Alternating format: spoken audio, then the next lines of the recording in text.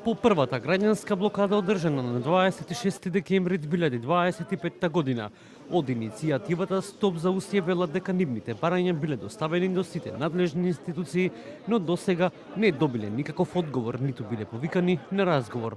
Од иницијативата Стоп за Усие со порака: или ќе излеземе сите, или ќе не снема еден по еден.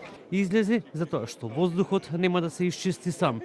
Новата граѓанска блокада е закажана за 21 јануари 2026 година во 18 часот на раскрсницата меѓу булеварите Борис Трајковски и Србија на правецот кон Усие.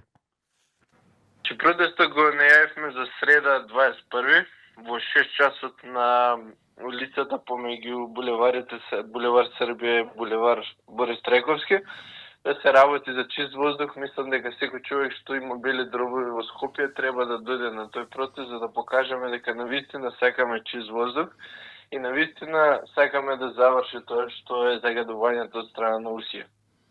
Од град Скопје велат дека протестот е уставно загарантирано право на граѓаните и дека сите потенцијални загадувачи ќе бидат санкционирани согласно надлежностите на градот Скопје.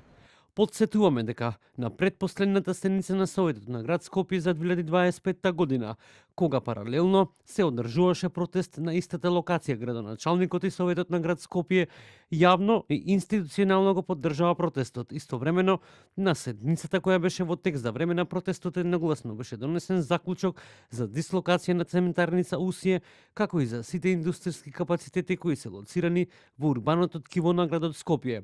Од влада појаснуваат дека секој граѓанин има уставно загарантирано право слободно да го изразува своето мислење, вклучително и преку мирен протест, и тоа право се почитува како темелна демократска вредност.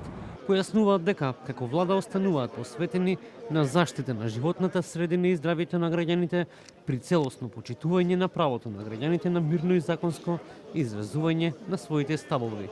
Сите институции и правни субјекти, вклучително и цементарница Усие, се должни да постапуваат согласно законските надлежности и важечката регулатива за заштита на животната средина.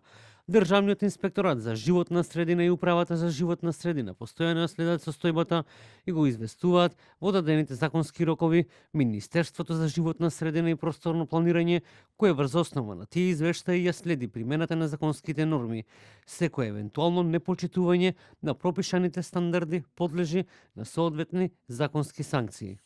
Од компанијата Титан Усие претходно демантираа дека се загадувачи на амбиенталниот воздух и посочија дека сите досегашно јавно достапни научни истражувања и студии покажуваат дека индустријата не е меѓу главните причинители за лошиот квалитет на амбиенталниот воздух во Скопје.